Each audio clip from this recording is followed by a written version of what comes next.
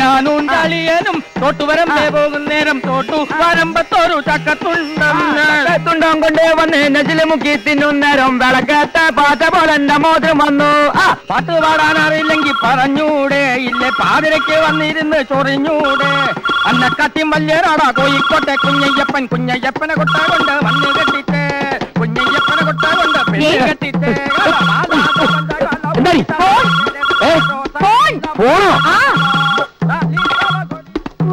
Hello hello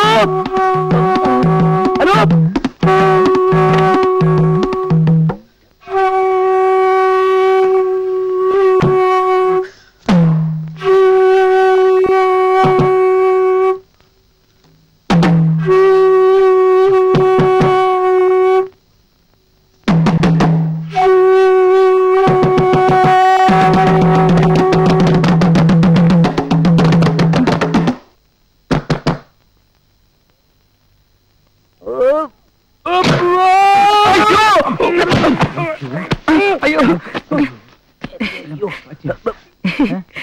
എന്താണ് ഇത്? ആദിവാസി ഞാൻ ഈ ആദിവാസി സംഗീതത്തിന്റെ ഗവേഷണത്തിന്റെ ഭാഗമായിട്ട് ഇവനെ കൂടി പഠിപ്പിക്കാൻ. എടാ അട്ടയെ പിടിച്ച് മെത്തേ കിടത്തിൽ അത് കിടക്കില്ല. നിന്നെ വല്ല അകളിയിലും അട്ടപ്പാടിലും ഇടേണ്ട സൈസാ. നിൽക്കുന്നൊരു കോലം കണ്ടില്ലേ? മൃഗശാലയിൽ കൂടെ ഒഴുകൊണ്ടത് കേട്ടു. എന്താ അച്ഛന് നോട്ടമുണ്ടോ? രാവിലെ തന്നെ തന്തയ്ക്ക് പാലം വലിക്കുന്നോടാ. അച്ഛൻ കോൺട്രാക്ട് എടുത്ത് പണിഞ്ഞ പാലമാണെങ്കിൽ വലിക്കേണ്ട കാര്യമില്ല, അല്ലാതെ തന്നെ ഇടിഞ്ഞു പൊടിഞ്ഞ് താഴെ വീണോളൂ. അതെ, അച്ഛന്റെ ഇന്നത്തെ കണി ഏതായാലും മോശ വന്ന് വീണത് കണ്ടില്ലേ? എടാ നിന്റെയൊക്കെ തലവട്ടം കണ്ടപ്പോഴേ എനിക്ക് കഷ്ടകാലം തുടങ്ങിയല്ലോ. കഷ്ടകാലോ? വലിയ നിരീശ്വരവാദിയായ അച്ഛനെ ഈ കഷ്ടകാലത്തിലൊക്കെ വിശ്വാസം തുടങ്ങിയല്ലേ? അല്ല എന്ന് പറഞ്ഞാൽ കഷ്ടകാലം എന്ന് ഞാനോട് പറഞ്ഞതേ ഉള്ളൂ. ആഹാ, അച്ഛനും മക്കളും കൂടെ രാവിലെ തന്നെ തുടങ്ങിയോ? നീ ഒരുത്തി ഓമാരെ ചീത്തയാക്കിയത്. അച്ഛന്റെ തലയ്ക്കകത്ത് 100 കൂട്ടം പ്രശ്നങ്ങളാ. ഓഫീസിൽ പ്രശ്നം, പണിസ്ഥലത്ത് പ്രശ്നം, അതിനിടെ നിങ്ങളും കൂടെ പ്രശ്നം ഉണ്ടാക്കല്ലേ? ചെന്നാലും കഴിക്കാൻ നോക്ക്. അതെ, പ്രധാന ജോലി ആദ്യം നടക്കട്ടെ. കുട്ടിപ്പിക്കാണ്ടായവന്മാരും. അച്ഛാ, അച്ഛന്റെ ഈ കോൺട്രാക്ട് ബിസിനസ് നേരെ ചൊവ്വേ നടക്കാത്തത് ഞങ്ങൾ ഇവിടെ നിന്ന് പാട്ട് പറഞ്ഞുകൊണ്ടല്ല, ശത്രുക്കളുടെ പാരയാ. പാരയോ? ആ, സിംഗപ്പൂരിൽ നിന്ന് മടങ്ങി എത്തിയതിനു ശേഷം അച്ഛൻ സത്യസന്ധമായി ചെയ്ത ഏതെങ്കിലും ഒരു പ്രോജക്ട് ഇവിടെ വിജയിച്ചിട്ടുണ്ടോ? അതാ, അച്ഛൻ ഇവിടെ ഒരു നിലനിൽപ്പുണ്ടായാൽ അത് ഏറ്റവും അധികം ബാധിക്കുന്നത് കൃഷ്ണവിഹാറിലെ ശങ്കരപ്പിള്ളയാ. അയാളാണ് അച്ഛന്റെ ഏറ്റവും വലിയ പാരപ്പിള്ള.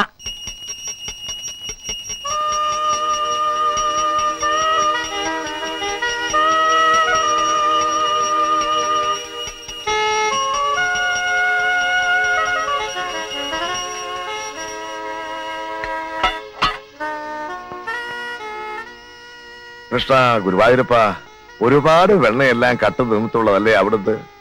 ഈ ശങ്കരൻ എന്തെങ്കിലും അറിയാതെ തെറ്റ് ചെയ്ത് പോയിട്ടുണ്ടെങ്കിൽ അവിടുന്ന് പൊറുക്കണേ. കൃഷ്ണ ഗുരുവായൂരപ്പ, ഭഗവാനെ. പ്രിയ, വീട്ടിനെ കുളിപ്പിച്ച് കോമ്പ് ചെയ്ത് കഴിഞ്ഞോ? അയ്യോ,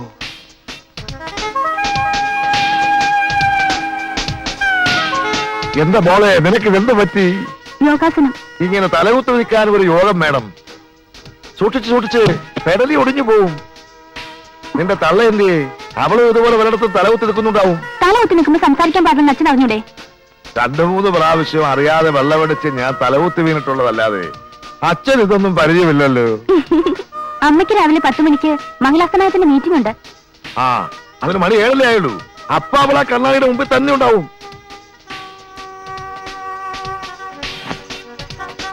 അല്ല, രാവിലെ തന്നെ ഇറങ്ങായോ? ഇന്നെന്താണാവോ മകളുടെ പ്രശ്നം? ഒരു സെമിനാറാ, ശാലീനത്വം നഷ്ടപ്പെടുന്ന കേരള വനിതകൾ. ഈ വിഷയത്തെക്കുറിച്ചാണ് പ്രധാന ചർച്ച.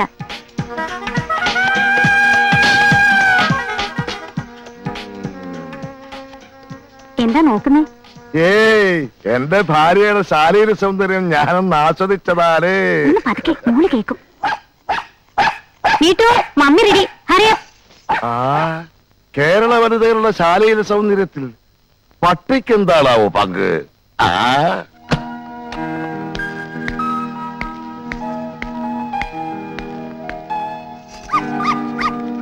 എന്തിനാണ് ഈ ശവത്തിനെ കെട്ടിയെടുത്തോണ്ട് പോണത്? മിസ്സസ് മേനോന്റെ കാറിൽ എപ്പോഴും ഡോഗ് ഉണ്ടാവും. നമ്മുടെ സ്റ്റാറ്റസ് നമ്മളും കീപ്പപ്പ് ചെയ്യണ്ടേ? പോട്ടെ, ബൈ.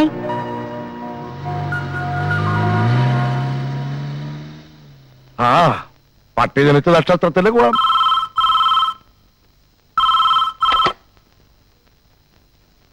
ഹലോ, ആ ശങ്കരപ്പിള്ള തന്നെ. സാറേ ഞാനാ യൂണിയൻ നേതാവ് വക്കച്ചൻ. പറഞ്ഞ കാര്യം എന്തായി വക്കച്ച? നമ്പ്യാർ ഇവിടെ വളർന്നാൽ അത് എനിക്ക് വലിയ ദോഷമാ. സിംഗപ്പൂരിൽ നിന്ന് കുറെ പണവുമായിട്ടാൽ ഇവിടെ വന്ന് എന്നോട് മത്സരിക്കാൻ തുടങ്ങിയാൽ നമുക്ക് വെറുതെ വിടാൻ പറ്റുമോ? എനിക്ക് കിട്ടേണ്ട പല കോൺട്രാക്ടുകളും അത് കയറി വെട്ടിയില്ലേ? അയാളെ ഒതുക്കിയേ പറ്റൂ. എന്തെങ്കിലും ഒരു കാര്യം കിട്ടാതെ എങ്ങനെയാ യൂണിയൻ പ്രശ്നം ഉണ്ടാക്കുന്നു സാറേ? ആ യൂണിയൻ നേതാക്കന്മാർക്ക് കാര്യം ഉണ്ടാക്കാനാണോ വിഷമം? എന്തെങ്കിലും കാര്യം ഉണ്ടാക്കിയേ പറ്റൂ. വക്കച്ചനെ ഞാൻ നേരാപണ്ണം കണ്ടാ പോരെ? അങ്ങനെയാണെങ്കിൽ ഇന്ന് തന്നെ നമ്പ്യാരുടെ സ്റ്റേറ്റിലെ എല്ലാ പണികളും ഞാൻ സ്തംഭിപ്പിച്ചിരിക്കും. തൊഴിലാളിക്കൊരു പ്രശ്നം വന്ന എല്ലാം ഒന്നാണ്. നിരീശ്വരവാദി നമ്പ്യാർ മൂർദാബാദ്. മുതലാളി അകത്തേക്ക് എല്ലാം പറഞ്ഞു. അങ്ങനെ വഴിക്ക് വാ. ആ പിടിച്ചോ ഞാനിപ്പോ വരാം. കള്ള നമ്പ്യാരെ. ഈ സമരം അനാവശ്യമാണ്. ഇതിന്റെ പിന്നിൽ കളിച്ചത് ആരാണെന്ന് എനിക്ക് വ്യക്തമായിട്ട് അറിയാം. പിന്നിൽ സംഘടിതരായ തൊഴിലാളി വർഗം മുഴുവനുണ്ട്, അല്ലാതെ മറ്റാരുമില്ല. ശങ്കരപ്പിള്ളയുടെ കയ്യിൽ നക്കാപ്പിച്ച വാങ്ങിച്ചിട്ട് വക്കത്തിന് തെണ്ടിത്തരം കാണിക്കരുത്. ഒരു വക അനാവശ്യം പറഞ്ഞാലുണ്ടല്ല, സിമന്റ് കൂടുന്ന മെക്കാട്ട് പെണ്ണുങ്ങളോട് തന്നെ തല്ലിയും. അതിലും ഭേദം താൻ തന്നെ നല്ലതാ. സദാശിവ എന്താണോ ഈ കാണിക്കുന്നേ? അവിടെ ഇരുന്നേ. വേണ്ട, എന്നെ അങ്ങനെ ഇരുത്തണ്ട, ഞാനവിടെ നിന്നോളാം. എന്നാ ഒരു കാര്യം ചെയ്യും, ഞാൻ അങ്ങോട്ട് ഇരുന്നേക്കാം. അതാ നല്ലത്. ഈ പ്രദേശത്ത് തൊഴിലാളികൾക്ക് ഏറ്റവും കൂടുതൽ ശമ്പളം കൊടുക്കുന്ന ഒരു പ്രസ്ഥാനമാണ് എന്റേത്. നേരായ മാർഗത്തിലൂടെ അല്ലാതെ തൊഴിലാളി വർഗത്തെ പിഴിഞ്ഞോ കൃത്രിമം കാണിച്ചോ 10 പൈസ ഇന്ന് വരെ ഞാൻ ഉണ്ടാക്കിയിട്ടില്ല. സത്യസന്ധമായി ചെയ്യുന്ന കർമ്മത്തെയും സത്യത്തെയുമാണ് ഞാൻ ദൈവമായി കാണുന്നത്. വക്കച്ചോ, ഞാനൊരു നിരീശ്വരവാദിയാണെന്നുള്ള കാര്യം വക്കച്ചൻ അറിയാമല്ലോ. പക്ഷേ ദൈവത്തെ കൂട്ടുപിടിച്ച് മറ്റുള്ളവർക്ക് പാര വയ്ക്കുന്ന എരപ്പാളിത്തരം ആര് കാണിച്ചാലും ഞാൻ പ്രതികരിക്കും. പ്രതികരിക്കുമല്ലേ? പ്രതികരിക്കും. ഒന്ന് പ്രതികരിച്ചു നോക്ക്. ഈ അടിച്ചത് പിള്ളേരുടെ മുഖത്തിട്ടാണെന്ന് പറയണ പുല്ലേ. താനൊരു തൊഴിലാളി നേതാവിനെ തല്ലിയല്ലോ. ഇന്നും നാളെയും ഞാൻ കേരളാവൻ കുറയ്ക്ക് ആവശ്യമിരിക്കുന്നു. നമ്പ്യാരുടെ ഗുണ്ടായി സംസാരിപ്പിക്കുക. കേരള ബന്ദ് സിന്ദാബാദ്. കണ്ട എംബോക്കിയല്ല ആഴ്ചയിൽ 10 ബന്ദ് പ്രഖ്യാപിച്ച് മനുഷ്യനെ പൊറുതി മുട്ടിക്കുന്നതുകൊണ്ട് ഈ ബന്ദിന്റെ വിലയൊന്നു പോയി. ആരോന്ന് പ്രഖ്യാപിക്കണം. പിന്നെ തല്ലിയല്ലോ. ഭാരത ബന്ദ് സിന്ദാബാദ്. കള്ള നമ്പ്യാരെ. ഇത് ഇവിടെ കൊണ്ടൊന്നും അവസാനിക്കൂല. നാളെ ഭാരത ബന്ദാണ്. ഭാരത് ബന്ദ് സിന്ദാബാദ്. പൂരാജി നമ്പ്യാർ മൂർദാബാദ്. പൂരാജി നമ്പ്യാർ നീതി പാലിക്കുക.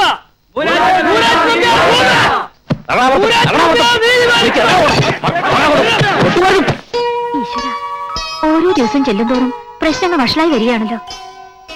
ഈശ്വരനെ നിഷേധിച്ച് ജീവിക്കുന്നോണ്ടാ പ്രശ്നങ്ങൾ ഒഴിയാത്തത്. സത്യസന്ധമായി ജോലി ചെയ്ത് ജീവിക്കുന്നവരെ നിന്റെ ഈശ്വരന്മാര് പാര വെക്കുവോ?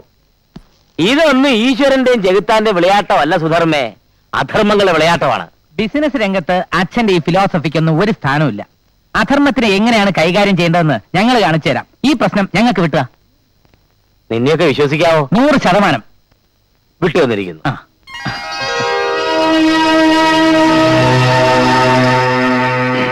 തകരണം ഒക്കെ തകരണം. അവന്റെ ആഫീസിന്റെ ചില്ലുകൾ തകർന്ന പോലെ അവന്റെ എല്ലാ ബിസിനസ്സുകളും തകരണം. അതെന്റെ നിലനിൽപ്പിന്റെ ഒരു പ്രശ്നം. അതിനുവേണ്ടി എത്ര പണം ചെലവാക്കാനും എനിക്കൊരു മടിയില്ല. ഇതൊരു ദക്ഷിണയായിട്ടിരിക്കട്ടെ. മുതലാളി ഒന്നുകൊണ്ടും പേടിക്കണ്ട. ഇനി നമ്പ്യാരുടെ എല്ലാ സ്ഥാപനങ്ങളിലും സമരങ്ങളുടെ വെടിക്കെട്ടായിരിക്കും. വെറുതെ അല്ല പറഞ്ഞേ. KPCC ജില്ലാ സെക്രട്ടറി വക്കച്ചനെ പറഞ്ഞേ.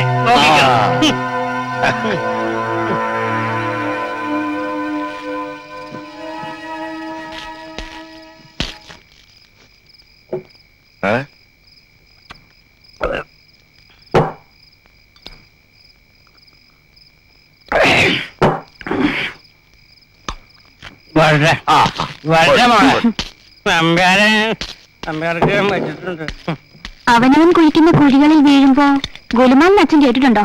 അത് മോളെ, അതൊരു സിനിമയ്ക്കകത്തെ പാട്ടല്ലേ? ആ പാട്ടിന്റെ കാസറ്റ് ഒരെണ്ണം വാങ്ങി ദിവസവും കേൾക്കുന്നത് നന്നായിരിക്കും. അല്ലാതെ രാവിലെ പൂജാമുറി കയറിഞ്ഞിട്ട് ഒരു കാര്യമില്ല കേട്ടോ. ഞാൻ കാര്യം ചെയ്യാം. ആ കാസറ്റ് പൂജാമുറിയുടെ ടേപ്പിലിട്ടിട്ട് ഞാൻ കേട്ടോളാം. പോലെയാ പുറത്ത്. എന്നെ വിളിച്ചോ? വിളിച്ചു. എന്താ കാര്യം? എന്റെ അമ്മായിയമ്മ ജനത്തെ പ്രസവിച്ചു. അറിയില്ലേ, ഒരാളും ഒരു പെണ്ണും.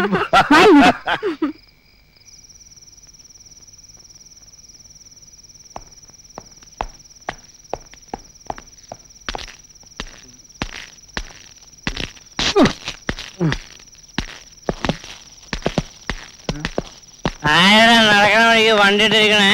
അറിയണോ അല്ലേ? ആരാ?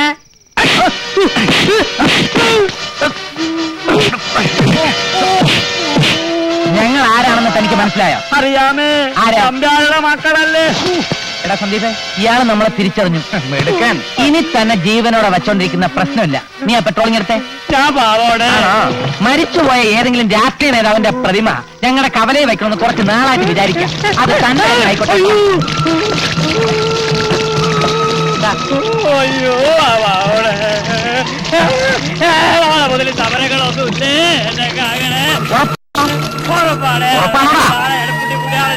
സത്യം ഒരു സമരത്തിൽ ഞാനില്ല. ഞാൻ എന്തെങ്കിലും കൂലിപ്പണി എടുത്ത് ജീവിച്ചോളെ. എന്നെ കാകണേ. അയ്യോ അങ്ങനെയെങ്കിൽ നമ്മൾ തമ്മിലുള്ള എല്ലാ പ്രശ്നവും ഇതുപോലെ. സമരം തീർന്നെങ്കിലും നമ്മുടെ പ്രശ്നങ്ങൾ തീരുന്നില്ല. 7ഓളം ബില്ലുകൾ ഇപ്പൊ പാസ്സാകാതെ കിടക്കുകയാണ്. ആ ഇനത്തിൽ നമുക്ക് വരാനുള്ളത് ലക്ഷക്കണക്കിന് രൂപയാണ്. കൈക്കൂലി കൊടുക്കേണ്ടടുത്ത് കൊടുത്താലേ ഇന്നത്തെ കാലത്ത് കാര്യങ്ങൾ നടക്കൂ. നിർത്ത്. അങ്ങനെ വളഞ്ഞ വഴി കൂടി കാര്യം നേടുന്ന സ്വഭാവം നമ്പ്യാർക്കില്ല. നേരായ അളവിൽ സിമെന്റും കമ്പിയും ചേർത്താണ് ഞാൻ ഓരോ ബിൽഡിംഗും പണിതിരിക്കുന്നത്. എടാ, യുക്തിവാദിയായ ഒരു മനുഷ്യനും ഒരിക്കലും സമൂഹത്തെ വഞ്ചിക്കില്ല. അത് പറഞ്ഞപ്പോഴാ ഓർത്തത്.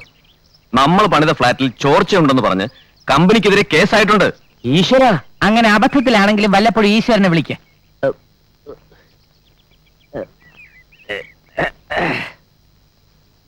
തുറന്നു പറയാലോ, സ്റ്റാഫുകൾക്ക് ഈ മാസത്തെ ശമ്പളം കൊടുക്കാൻ പോലും ക്യാഷ് റൈസ് ആയിട്ടില്ല. ആകെ പ്രശ്നങ്ങളാ. ഒന്ന് നിർത്തോ. വെറുതെ മനുഷ്യനെ പ്രാന്തുടിപ്പിക്കാൻ വേണ്ടി രാവിലെ പെട്രോളും കത്തിച്ച് വരും. ഈ പ്രശ്നങ്ങളല്ലാതെ എനിക്ക് വേറെ ഒന്നും പറയാനില്ലേ? അല്ല, വിവരങ്ങളൊക്കെ ഞാൻ അറിയിച്ചെന്നേ ഉള്ളൂ. എന്തെങ്കിലും പരിഹാരം കണ്ടില്ലെങ്കിൽ കമ്പനി കൂട്ടേണ്ടി വരും. അപ്പൊ ഞാൻ ഇറങ്ങട്ടെ. ആ ചെല്ലേ.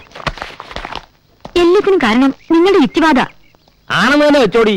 നീ ദിവസം വിളിക്കാറുണ്ടല്ലോ ദൈവമേ ദൈവമേ എന്ന്. വല്ല ഗുണമുണ്ടോ? ദേ കമ്പനി കൂട്ടാൻ പോവാ. നിങ്ങളായി നിങ്ങളുടെ പാടായി. ഞാൻ പറഞ്ഞതേ ഉള്ളൂ. യുക്തിവാദം പറഞ്ഞ് കുടുംബം നശിപ്പിക്കരുത്.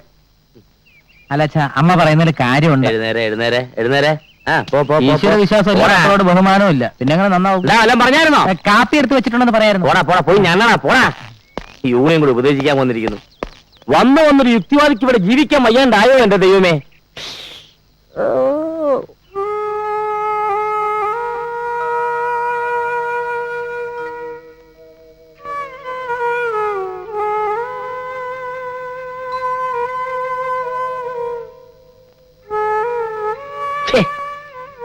എന്താ സുധർമ്മ ഇത്? നീ ഒന്നും കഴിക്കുന്നില്ലേ? എനിക്കൊന്നും വേണ്ട. എടോ, ഓരോരുത്തർക്കും അവരവരുടെ വിശ്വാസങ്ങളാ വലുത്.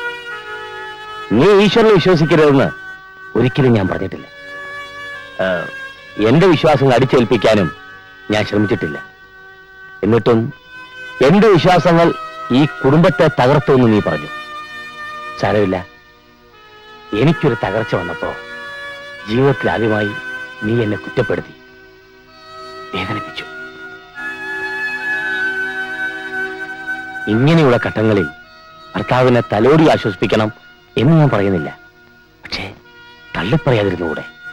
വേദനിപ്പിക്കാൻ പറഞ്ഞതല്ല, പേടി കൊണ്ട് പറഞ്ഞതാ. അല്ലെങ്കിൽ നമുക്ക് ഇങ്ങനെ കഷ്ടകാലം വരുമോ? ഒന്നിനു പുറകെ ഒന്നായി പ്രശ്നങ്ങളല്ലേ? നമ്മുടെ കുടുംബത്തിൽ എന്തൊക്കെയോ ദോഷങ്ങളുണ്ട്. അതെന്താണെന്ന് നമുക്കൊന്ന് പ്രശ്നം വെച്ച് നോക്കിയാലോ? എന്റെ സുധർമ്മേ, അതൊക്കെ അന്ധവിശ്വാസങ്ങളാ. ഈ ജ്യോതിഷം മഷിനോട്ടം എന്നൊക്കെ പറയുന്നത് വെറും കപടശാസ്ത്രങ്ങളാ. ദേ, ഇപ്പൊ മനുഷ്യനെ പറ്റിക്കാൻ ടിവിയിലും തുടങ്ങിയിട്ടുണ്ട്.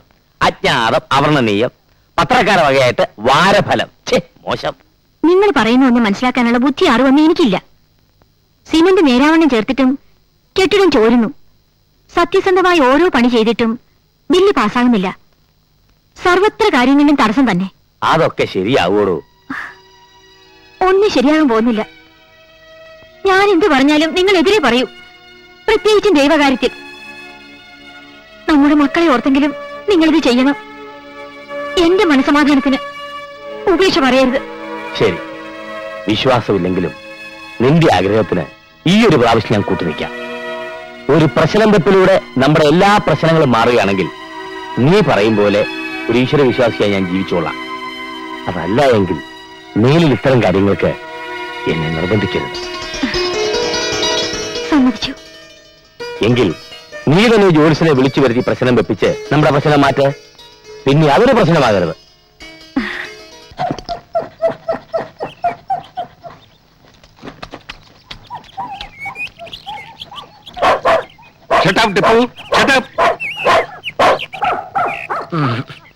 എന്നെ ചാടിക്കുന്ന പോലെ തന്നെ പട്ടികളെയും കട്ട.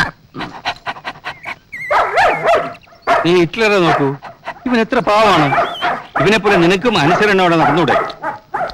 only 4 biscuits for you. ഒരെണ്ണം എനിക്ക് വന്നിരുന്ന എന്റെ ആരോഗ്യം മെച്ചപ്പെട്ടേനെ.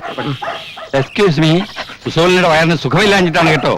അസുഖം മാറിയിട്ട് ഇറച്ചിയൊക്കെ തരാം. ഓക്കെ? ഈ പട്ടിമുറ്റത്ത് വന്നേ പിന്നെ ഇറച്ചി കണ്ട കാലം ഞാൻ മറന്നു. ഓ മൈ ഡിയർ ക്ലിയോപാട്ര, ഇന്നലെ രാത്രി ആന്റിബാർ തന്നിട്ട് വൈറ്റ് ചെയ്ത് പോയോ? അത് ദിവസം എനിക്ക് തരുന്നുണ്ടല്ലോ. വളയം പിടിക്കുമ്പോ വയറ്റിന്ന് പോകുന്ന ആരെങ്കിലും അറിയുന്നുണ്ടോ? ഞാൻ കണ്ട പ്രാന്താണ്.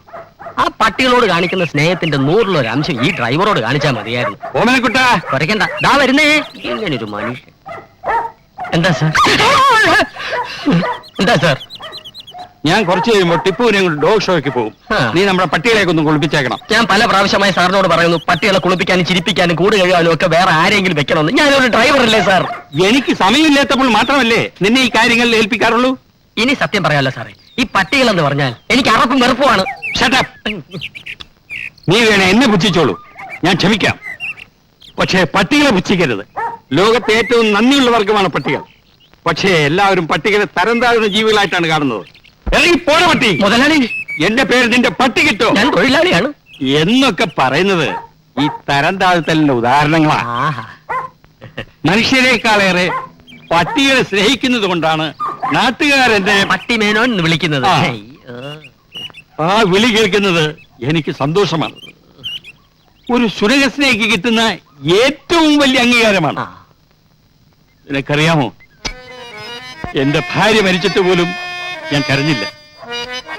പക്ഷേ എന്റെ എലിസബത്ത് മരിച്ചപ്പോൾ ഞാൻ കരഞ്ഞു. എലിസബത്ത് രാജ്ഞിയോ? അവര് മരിച്ചോ? എപ്പോ? എലിസബത്ത് രാജ്ഞിയല്ലടോ, ഏലം കുളത്തുനിന്ന് വായിച്ച വളർത്തതായി എലിസബത്ത്. ആഹാ. ആ ഇത് ഈ ജന്മം ശരിയാവില്ല. കഷ്ടം. ഒരുത്തൻ എന്റെ മുഖത്ത് നോക്കി പട്ടി എന്ന് വിളിച്ചാൽ ആ കോംപ്ലിമെന്റിന് ഞാൻ ഷേക്ക് ഹാൻഡ് പട്ടി. കൊടുക്കും. Bloody rascal. ഞാനിവിടെ പട്ടിയായിട്ട് ജനിച്ചാൽ മതിയായിരുന്നു. തല്ലിന് പകരം തലോടൽ കിട്ടിയാൻ. ഭാഗ്യമുള്ള പട്ടികൾ, ഭാഗ്യമില്ലാത്ത ഈ ഡ്രൈവർ.